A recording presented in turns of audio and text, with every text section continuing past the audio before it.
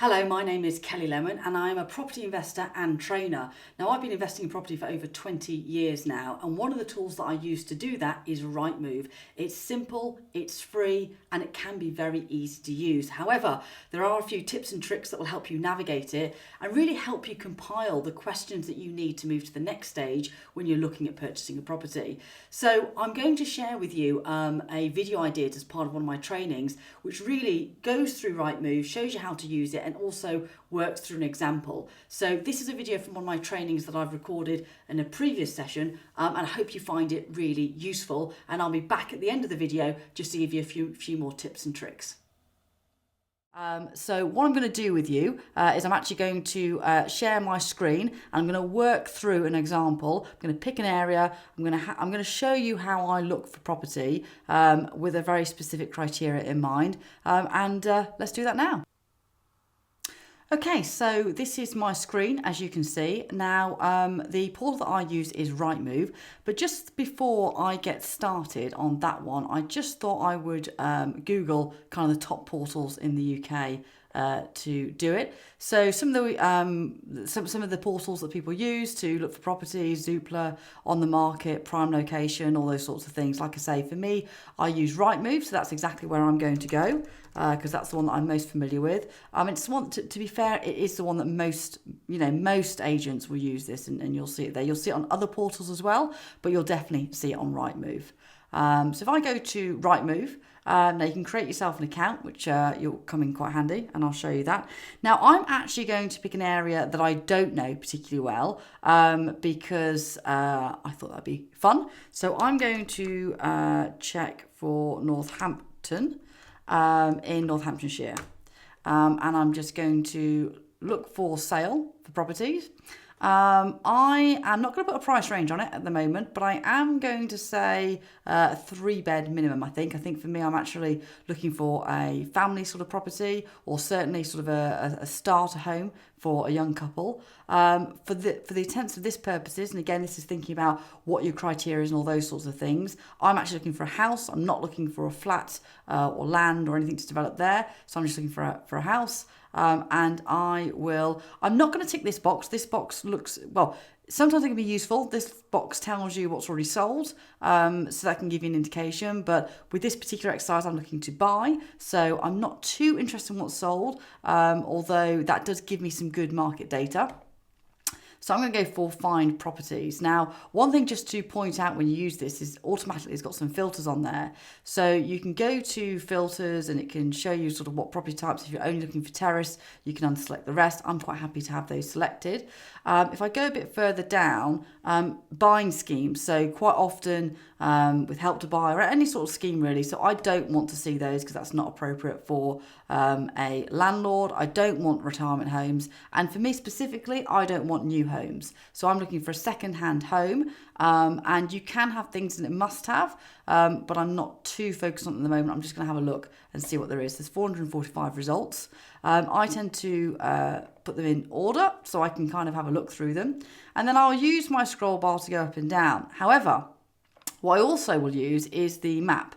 So this is a great functionality that, to be honest, not a lot of people use. I think people don't necessarily know it's there, or I don't know why they don't use it really, but this can be really useful, again, particularly when you're getting to know your area. You've got a good idea in terms of where some of the good schools are, where the neighbourhoods that aren't so brilliant and all those sorts of things. So if I go down here, the other thing that I really like about this is with this area, you can sort of just put Northampton in and you can put X amount of miles. But what I love about the edit area is then you can get really location specific. So if I go in a bit closer, I can do edit search. So let's just say here, I'm just looking for a very specific part of Northampton, and I can move these markers, which can really sort of bring in my range, which is great. And there might be certain areas, so I really want to sort of keep that particular roundabout in for whatever reason. So I love this, and you can save it as well. So you can save your drawn areas. So that's also really super useful. So if I go to view properties in this particular area, I'm going to zoom right in. But like I say, I find the map view very, very useful. So what I'm going to do here is just have a quick look. And if you just hover your mouse over the red dot, it will appear, or click it rather, it will appear there and you can see properties there. So you can just click over and say, okay, great, that's a 3-bedroom terrace. If I'm looking at this, train stations, that's great. Train links, it's 110, that's a flat. I didn't actually unselect flats, or I thought I did actually, so I'm surprised it's showing that. So I'm not sure why it's showing a flat there. But that allows you just to kind of have a quick look and see what's around. So I'm going to take this property here as an example. So let's see full property details. Let's have a look at this. So with this property here, so this you can do for any property, but I'm just going to run through with you. So you've obviously got your pictures, which you can kind of have a good look. And the reason this is important, this will give you at the very outset some sort of idea in terms of condition that the property's in. And it will also help when you look at the floor plan. Some of them come with a little video, kind of talking you and walking you around the property, which is really useful. So you can see rooms in relation to one another. So that's really useful.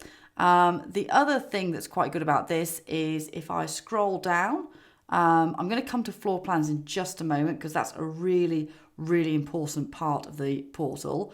You can see the EPC rating. Now that's important. That shows you how energy efficient the property is. But also what's quite interesting is they're doing a lot of work with EPCs at the moment. The government very much trying to get properties, up to scratch. And by 2025, all buy-to-let properties will need to be at C rating or above. So the EPC rating shows you what it is currently. So this is currently sitting at a D, but it actually shows you the potential that you can get to a B. And when you look at the EPC report, which all properties have, it explains to you kind of how you can get that to a B standard. So, and what kind of investments needed to do that.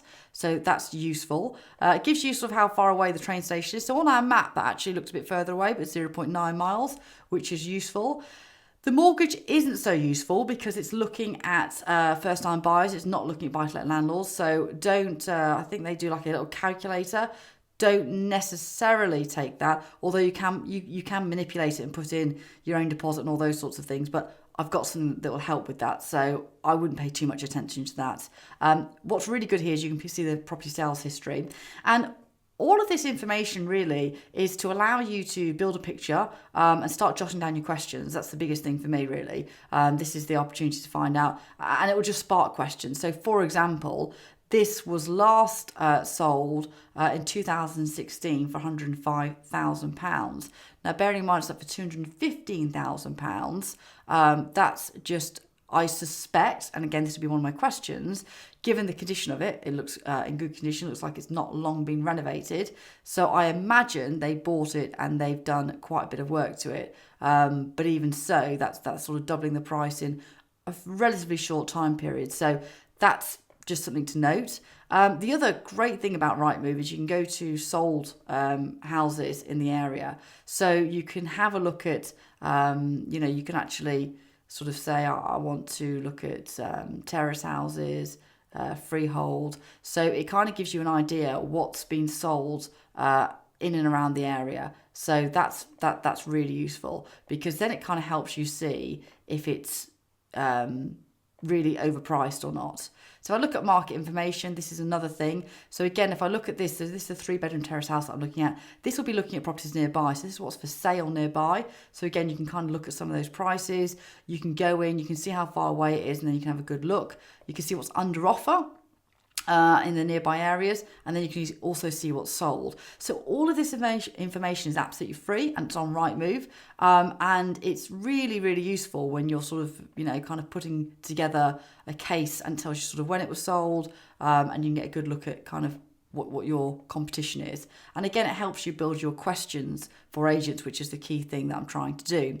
Now, the other thing that I'm looking for is floor plans. So these are critical.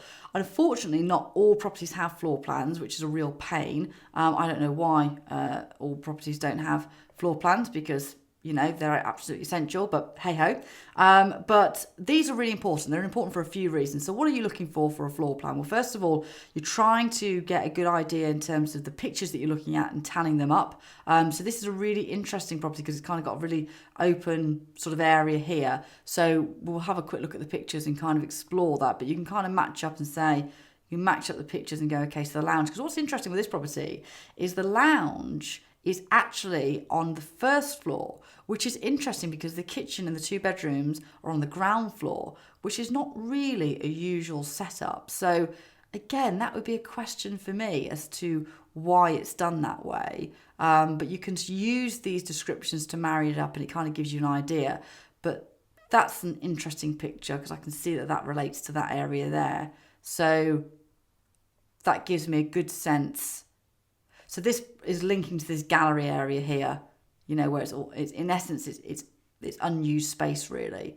So that's something to look at there.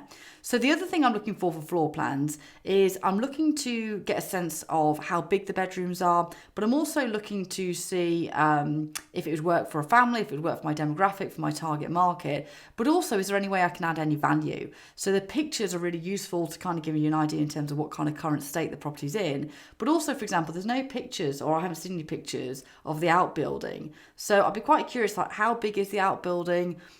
Could that ever be converted into sort of an outdoor office or something like that might add more value to the property? Because in essence, when we buy a property, we're looking at kind of what we can do with it now, but also is there any potential? So if it's got a large garden, you know, if there's space to use our permitted development rights to extend the property at all. We've got any garden pictures here, so we've got a few garden pictures here.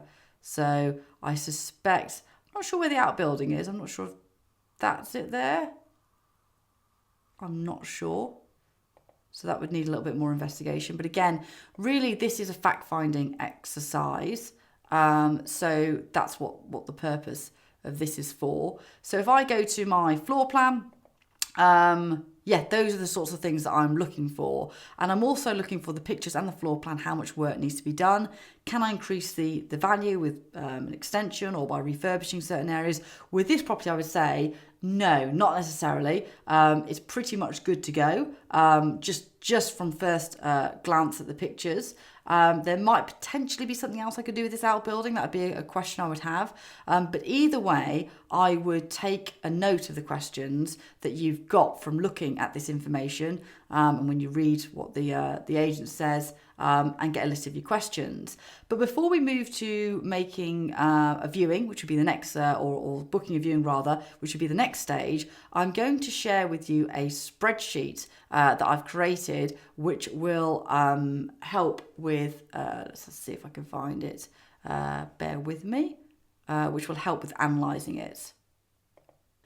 Now, I just was about to pull up my spreadsheet. However, there's one critical thing and one big piece of information that I'm going to need, and that is rental figures. So what I'm going to do is a very similar exercise. So now we've had a look at the property. I'm going to go to Rightmove again. One thing, by the way, I noticed with this property is it hasn't given you the full postcode, which is really interesting. Quite a lot of the time it does, which makes our life a lot easier. So that's fine, but it's not ideal. So if I go to Northampton again, and what I'm actually going to do is say for rent. So have I said for rent there? Yes, I have. So I'm going to do exactly the same radius. I'm going to look at 3 beds. I'm going to keep it to 3 beds actually, because I kind of know what I'm looking for. Houses. And let's have a quick look and see what comes on the market. So, and again, I'm going to have a look at the map area actually, just to see if we've got any in this sort of area. So we were, I think from memory, over here. So we've got £1,300 per month, although that does look slightly bigger on top there. Although that is a 3-bedroom house. What else have we got? Can I move that? No, that was not very useful, so bear with me. Let's go back in again. I might just hover this time rather than click on it. So let's have a look. So if we've got, no, I have to click on it there. Okay, just move it that way then. Let's work around it. So 1,300 there, 1,250, 1,250. 529, so that's actually a HMO. That's a bedroom. So it's in a house, which is why they've got away with it. So you're looking at 1,500. So you're looking at those sorts of areas. 1,250. These properties at first glance look a little bit bigger. but at least we know what we're dealing with. So let me pause the recording and I will pull up the spreadsheet and then we can actually crunch the numbers. Welcome back. Now, I hope you found that section really useful. Now, before we jump into the number crunching, I just want to recap on some of the things that I did during that process. So we have a bit of a checklist that you can run through when you do the same exercise. So first we went to Rightmove. We then tapped in our area and we put in a specific criteria of what we were looking for. So for example, a 2-bed house. We then went to the filter section to further define and narrow down our search. So in my example, I unchecked new homes, retirement homes, and those sorts of things. And we then put them in price order. We then went to the map function so we get a sense of the location of the property itself and its location in relation to local amenities, transport links, schools, and those sorts of things. I then chose a property and looked through the property details. Specifically, I looked at the floor plan so I get a sense of the property and if and where there is an opportunity to add value. I also looked at the pictures to get a sense of the condition of the property and the layout compared to the floor plans. I looked at the EPC rating to see how energy efficient the building is. And one thing to bear in mind there is that by 2025, all buy-to-let properties will need to be rated C or above. So that's one key thing to look at when you're going through your checklist. I then looked at the property sales history to see what the property was previously sold for and when it was sold. And I then looked at other properties that have been sold in the area and I used the filter function to make sure I can compare oranges to oranges, so to speak. So that was the process, but the other part of the process then is looking at rental prices. So I went through a similar process. I used Rightmove to research the rental prices in the area. I typed in my criteria in the search area of Rightmove. I then used the map to look for properties in a similar area to the one that I'm analysing. I then hovered over them to get a sense of how they compare at first glance, as you have a tiny house that is listed as a three bed and you can have a huge house that's listed as a 3-bed and they're not necessarily the same. So you're just looking at that to get a general sense of, am I comparing like with like? And you're doing this so you can make an educated guess as to what you think the property you are looking at would rent for. And that's really the purpose of this. And then you've really got all the information that you need for the next part of the process. Hopefully you found that really useful. Very simple and easy tool to use, Rightmove. And if you know how to navigate it, there's so much information that you can extract from it and it's really good to do at those early stages. Now, I did mention 2025 and the EPC rating, and there was a plan for the government to get all properties to a certain level. Now, they scrapped that. However, it's worth noting that EPCs are very much on the radar. And it's also a really good thing for you to know as well, because when it comes to utilities or it comes to maintaining the property, EPC ratings are really important. So I just kind of wanted to make that point. But like I said, I hope you found that training really useful. I have got another training where I take those numbers and all that information that we got from Rightmove, so we're still sitting at our desktop, and I put them into a spreadsheet and I can work out some early numbers, which will then tell me, is it worth viewing the property? Is it worth taking it to the next stage? So click on the link below or sign up to my email list if you want to get a copy of that, and hopefully you'll find that really useful, particularly when it's looked at alongside this. Thanks for your time.